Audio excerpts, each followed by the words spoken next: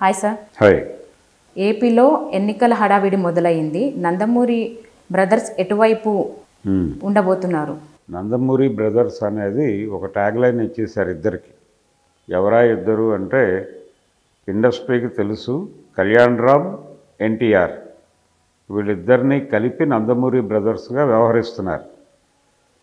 నిజానికి గతంలో వైఎస్ రాజశేఖర రెడ్డి ముఖ్యమంత్రిగా ఉన్న రోజుల్లో కాంగ్రెస్ పార్టీలో మర్రి శశిధర్ రెడ్డి, పి జనార్దన్ రెడ్డి వాళ్ళిద్దరినీ కలిపి హైదరాబాద్ బ్రదర్స్ అని వ్యవహరించేవాళ్ళు మీడియా. అంటే వాళ్ళిద్దరూ కొంచెం కాంగ్రెస్ పార్టీలో ఉంటూనే కాంగ్రెస్తో క్రిటికల్గా ఉండేవాళ్ళు. క్రిటికల్గా అంటే విమర్శనాత్మకంగా ఉండేవాళ్ళు. కాంగ్రెస్ పార్టీ ప్రభుత్వం మీద కూడా విమర్శలు చేసేవాళ్ళు వాళ్ళు.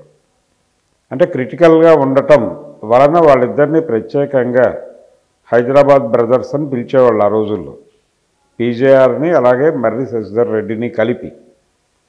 ఇప్పుడు నందమూరి బ్రదర్స్ అనటం వెనకాల ఉద్దేశం కూడా అదే, దాదాపు అదే కాన్సెప్ట్. వీళ్ళు నందమూరి కుటుంబంకి కొంచెం పెడగా నడుస్తూ ఉంటారు. అంటే ఎన్టీఆర్ శత జయంతి వేడుకలు జరిగినప్పుడు కూడా వీళ్ళిద్దరూ వేదిక మీద కనిపించాల. అంటే ఆయన సకపురుషుడు అని ఒక పుస్తకం లాంచ్ జరిగింది ఆయన శత జయంతి ఉత్సవాల ముగింపు సందర్భంగా. దాన్ని చాలా పెద్ద ఎత్తున నిర్వహించారు. దానికి రామ్ చరణ్ లాంటి వాడు కూడా వెళ్ళి ఆ సభలో మాట్లాడాడు. అలాగే అల్లు అర్జున్ వీళ్ళందరూ పార్టిసిపేట్ చేశారు. అయినప్పటికీ నందమూరి బ్రదర్స్ కనిపించలేదు ఆ వేదిక మీద. కళ్యాణ్ రాము కనిపించలేదు, ఎన్టీఆర్ కనిపించలేదు. కాబట్టి వీళ్ళు నందమూరి కుటుంబంలో కొంచెం పెడగా ఉంటున్నారు అనే ఉద్దేశంతో ఈ బ్రాండ్ వేశారు.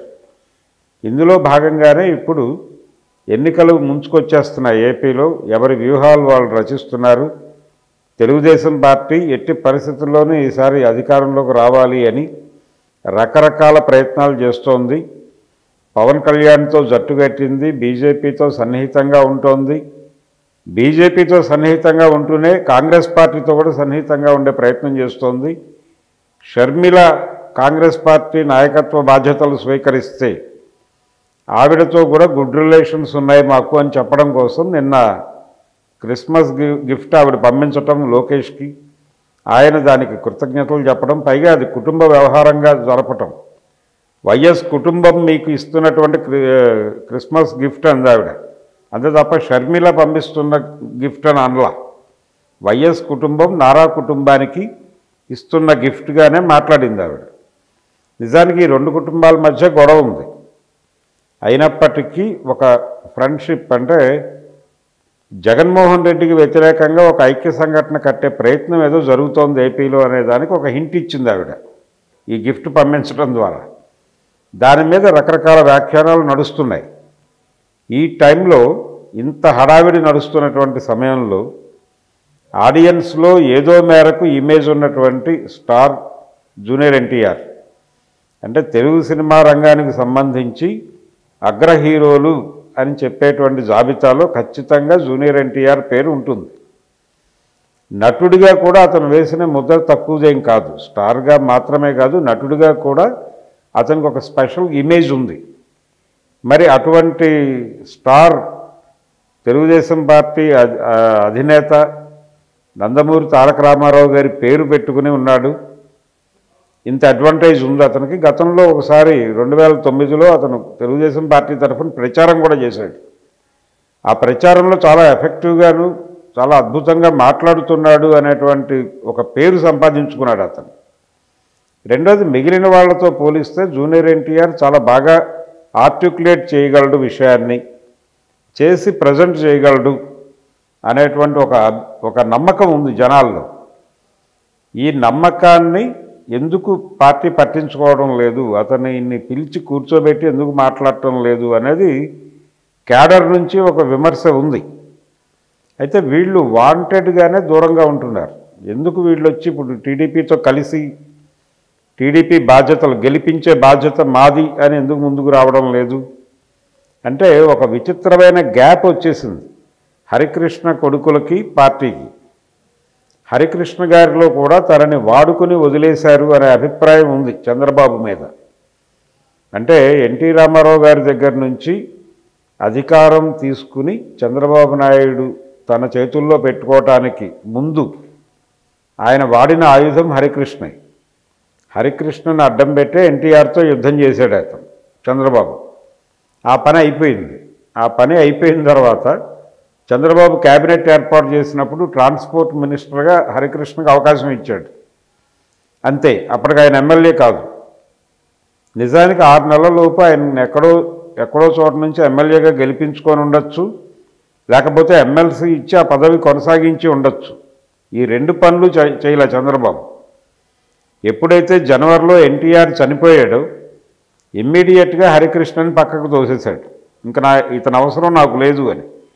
ఎన్టీఆర్ లేనప్పుడు హరికృష్ణని నేను ఎందుకు భరించాలి అనుకున్నాడు. ఇది హరికృష్ణ మనసులో ఉంది. ఆయన బయటకి 2-3 సందర్భాల్లో వ్యక్తీకరణ చేశాడు, కానీ ఓపెన్గా యుద్ధం చేయలే. కానీ తనని వాడుకుని వదిలేశాడు చంద్రబాబు అనే అభిప్రాయం అయితే ఆయనలో బలంగా ఉంది. ఇప్పుడు అదే అభిప్రాయం ఆయన కొడుకుల్లో కూడా ఉంది. మన కుటుంబాన్ని చంద్రబాబు వాడుకుని వదిలేశాడు అనే అభిప్రాయం జూనియర్ ఎన్టీఆర్లోనూ ఉంది, కళ్యాణ్ రామ్లో కూడా ఉంది. 2009 ఎన్నికల్లో పిలిచి వాడుకున్నాడు. ఆ తర్వాత ఎప్పుడూ పిలవలేదు. 2014లో అధికారం వచ్చినప్పుడు కూడా వీళ్ళకి ఇన్విటేషన్స్ ప్రాపర్గా లేవు. అలాగే బ్రాహ్మణి లోకేష్ వివాహం జరిగినప్పుడు, అంటే ఎంగేజ్మెంట్ ఫంక్షన్ జరిగినప్పుడు జూనియర్ ఎన్టీఆర్ని పిలిచారు ఆ వేడుక్కి. అతను వెడితే అక్కడ ఎవరూ సరిగా పలకరించలేదు, పట్టించుకోలేదు. చివరికి తనే ఇబ్బందికరంగా అక్కడ కాసేపు గడిపి పారిపోయాడు అక్కడి నుంచి. ఇది అందరికీ తెలిసిన విషయమే. ఎవరు పట్టించుకోకపోవడం వలన ఎక్కువసేపు ఉండలేకపోయాడు అక్కడ. అలాగే ఆయన చాలా సందర్భాల్లో, అంటే రామారావు గారి జయంతి వర్ధంతి జరిగిన ప్రతిసారి ఆ సమాధి దగ్గరికి వెళ్తాడు. ఎన్టీఆర్ గార్డెన్స్లో ఉన్నటువంటి ఎన్టీఆర్ సమాధి దగ్గరికి వెళ్ళి నివాళులు అర్పిస్తారు వీళ్ళిద్దరూ, కళ్యాణ్ రామ్ అండ్ ఎన్టీఆర్. అంతే తప్ప కుటుంబానికి సంబంధించిన వ్యవహారాల్లోనూ పార్టీకి సంబంధించిన వ్యవహారాల్లోనూ వాంటెడ్గానే వాళ్ళు వేలు పెట్టదలుచుకోలేదు. దూరంగా ఉండాలి అని నిర్ణయం తీసుకున్నారు.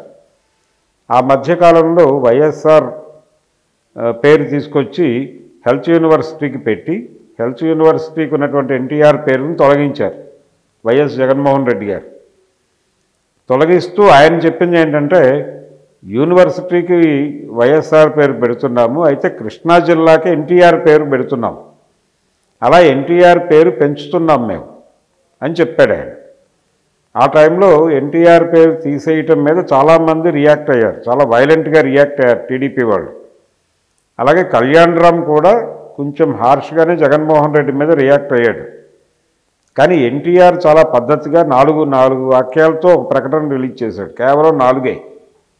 ఆయన ఏమంటాడంటే, ఇప్పుడు హెల్త్ యూనివర్సిటీకి ఎన్టీఆర్ పేరు తీసేయటం వలన ఆయనకు వచ్చిన నష్టం లేదు, ఆయన ఇమేజ్కి వచ్చిన నష్టం లేదు, ప్రజలలో ఆయనకు ఉండాల్సిన స్థానం ఆయనకుంది.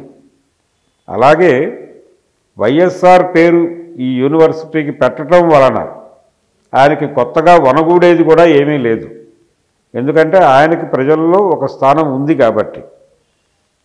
ప్రభుత్వం సంయమనంతో ఆలోచించి ఇది సెంటిమెంట్లు రెచ్చగొట్టే అంశం కాబట్టి ఒక సముచిత నిర్ణయం తీసుకుంటుందని ఆశిస్తున్నాను అని 4 వాక్యాలతో ఒక ప్రకటన రిలీజ్ చేశాడు. దాని మీద టీడీపీ చాలా వైలెంట్గా రియాక్ట్ అయింది. రియాక్ట్ అయ్యి క్యాడరు రోడ్డు మీదకి వచ్చి మైకుల ముందు ఎన్టీఆర్ని తిట్టారు, జూనియర్ ఎన్టీఆర్ని. ఈ తిట్టిన వాళ్ళందరూ ఊరికే తిట్టారని నేను అనుకోను. వాళ్ళు పార్టీ అధినాయకుల ఆశీస్సులతోనే తిట్టారు. అంటే లోకేష్, చంద్రబాబు నాయుడు ఆశీర్వాదం లేకుండా వాళ్ళు తిట్టే అవకాశం లేదు, కానీ తిట్టారు. ఆ తర్వాత ఏ విషయంలోనూ మనం వీళ్లతో ట్రావెల్ అవ్వకూడదు అని వాళ్ళిద్దరూ నిర్ణయం తీసుకున్నారు. ఇంక అప్పటి నుంచి లేదు. అలాగే ఎన్టీఆర్ శత జయంతి వేడుకలు జరిపినప్పుడు ముందుగా ఒక సమావేశం జరిగింది, కుటుంబపరమైన సమావేశం. ఎవరెవరు ఎక్కడెక్కడ ఏ సభల్లో పాల్గొనాలి అనేది నిర్ణయించుకున్నారు. అప్పుడు వీళ్ళని పిలవాల, దూరం పెట్టారు. చివరి వేడుకకి రాలేదేమిటి అని గొడవ చేశారు.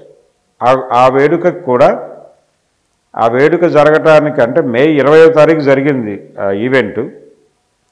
మే 17వ తారీఖు 15వ తారీఖు వెళ్ళి దశరథ్ జనార్దన్ అనే నాయకుడు ఇన్విటేషన్ ఇచ్చాడు ఎన్టీఆర్కి.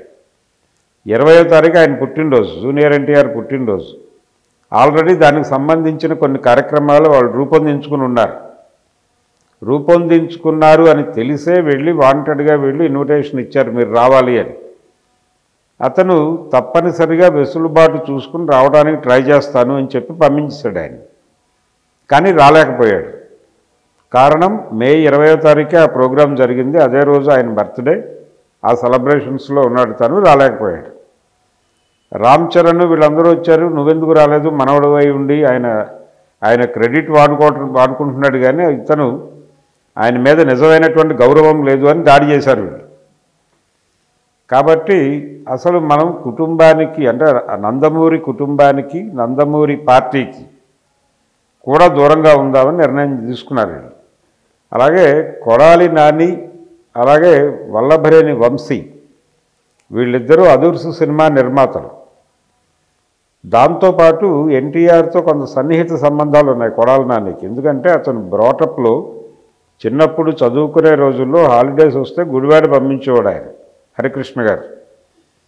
అంటే నిమ్మకూరు వెళ్ళేవాడు, అక్కడి నుంచి గుడివాడ చేరేవాళ్ళు. సినిమాలు చూడటానికి గుడివాడ వెళ్ళినప్పుడు కొడాలి వెంకటేశ్వరరావు అంటే నాని వాళ్ళ ఫాదర్తో రామారావు గారి కుటుంబానికి సాన్నిహిత్యం ఉంది. అందుకని వాళ్ళ ఇంటికి వెళ్ళి అక్కడ ఉండేవాడు అతను. అట్లా కొడాలి నానిని అన్నగా భావించేవాడు జూనియర్ ఎన్టీఆర్ ఆ ఏజ్లో. ఆ రిలేషన్స్ ఉన్నాయి వాళ్ళ మధ్య. అందుకని ఎన్టీఆర్తో ట్రావెల్ అయ్యాడు అతను. ఎన్టీఆర్ ఇండస్ట్రీలోకి రాగానే ఆయన వెనకాల నిలబడ్డాడు. అలాగే 2-3 సినిమాలు తీశాడు. సాంబా సినిమా ప్రొడ్యూసర్ కూడా కొడాలి వెంకటేశ్వరరావు, కొడాలి నానిని.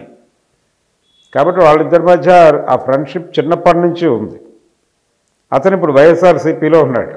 అలాగే అతని ద్వారా ఫ్రెండ్ అయినటువంటి వంశీ కూడా వైఎస్ఆర్సీపీలోనే ఉన్నాడు. వాళ్ళిద్దరి వెనకాల జూనియర్ ఎన్టీఆర్ ఉన్నాడు. జూనియర్ ఎన్టీఆర్ మద్దతు చూసుకునే వాళ్ళిద్దరూ టీడీపీ మీద రెచ్చిపోతున్నారు అనే అభిప్రాయం చంద్రబాబు నాయుడు, లోకేష్ చాలాసార్లు వ్యక్తం చేశారు.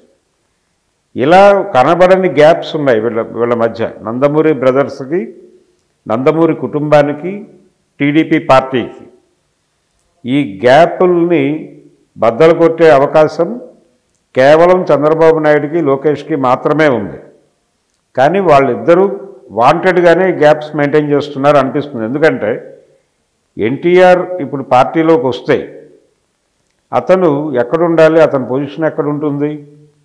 లోకేష్ కింద ఉంటుంది. లోకేష్ ఆల్రెడీ ఎమర్జ్ అయి ఉన్నాడు, ఒక నాయకుడిగా జాతీయ ప్రధాన కార్యదర్శిగా ఉన్నాడు ఆ పార్టీకి. కాబట్టి అతని కింద స్థానంలో తను ఎమర్జ్ కావాల్సి వస్తుంది. అది అతనికి ఇష్టం లేదు. అందుకని అతను పార్టీ వైపు రాడు ఏ విధంగా చూసినా కానీ. అలాగే అతను వస్తే అతని చరిష్మాకి, అతని ఇమేజ్కి, అతని వాగ్ధాటికి ఇతను ఇబ్బంది పడే అవకాశం ఉంది. ఇతని కెరియర్ దెబ్బతినే ప్రమాదం ఉంది లోకేష్ది. అందుకని లోకేష్ కానీ చంద్రబాబు కానీ ఇప్పుడు జూనియర్ ఎన్టీఆర్ని తీసుకొచ్చి ఎంటర్టైన్ చేయాలనే మూడ్లో లేరు. జూనియర్ ఎన్టీఆర్తో సన్నిహితంగా ఉంటున్నాడు కళ్యాణరామ్. వాళ్ళిద్దరూ కలిసే ఏ నిర్ణయమైనా తీసుకుంటున్నారు. ఇప్పుడు తను చేస్తున్న దేవరా సినిమా నిర్మాతల్లో కళ్యాణరామ్ కూడా ఉన్నాడు. కాబట్టి వీళ్ళిద్దరూ కలిపి నందమూరి బ్రదర్స్గా ఉన్నారు. అందుకని పార్టీతోనూ కుటుంబంతోనూ ఏ రకమైనటువంటి సంబంధాలు నెరపరాదు. అలాగని నెగిటివ్గాను వద్దు, పాజిటివ్గాను వద్దు. వాళ్ళు పిలిస్తే వెళ్ళి గౌరవప్రదంగా ఒక 5 నిమిషాలు నిలబడొద్దాం. అలాగే తారకరత్న మరణించినప్పుడు కూడా వీళ్ళు వెళ్ళారు. వెళ్ళినప్పుడు అక్కడ రిసెప్షన్ వీళ్ళిద్దరికీ బాలకృష్ణ గారే వెళ్ళి అక్కడ కూర్చోండి అన్న పద్ధతిలో మాట్లాడాడు అనేది బయటకు వచ్చింది. అందుకని మనకి గౌరవం దొరకని చోట మనం ఎందుకు వెళ్ళి అనవసరంగా ఎక్కువ పూసుకోవటం? వాళ్ళు ఇది పని అని స్పెసిఫిక్గా పిలిచినప్పుడు వెళ్ళి సహకరిద్దాం. మిగిలిన సమయంలో సైలెంట్గా ఉందాం, మనకు సంబంధం లేని వ్యవహారంగానే ఉందాం. వాడుకుని వదిలేసే తత్వం ఆ కుటుంబానికి ఉంది, నారా కుటుంబానికి. గతంలో మన తండ్రిని కూడా అలాగే వాడుకుని వదిలేసిన చరిత్ర ఉంది ఆయనకి. 95 వెన్నుపోటప్పుడు రామారావు గారికి వెన్నుపోటు పొడిచింది హరికృష్ణని అడ్డం పెట్టుకుని, హరికృష్ణని వాడుకుని వదిలేశాడు ఆయన. ఆ అనుభవం ఇప్పటికీ వాళ్ళ మనసుల్లో ఉంది.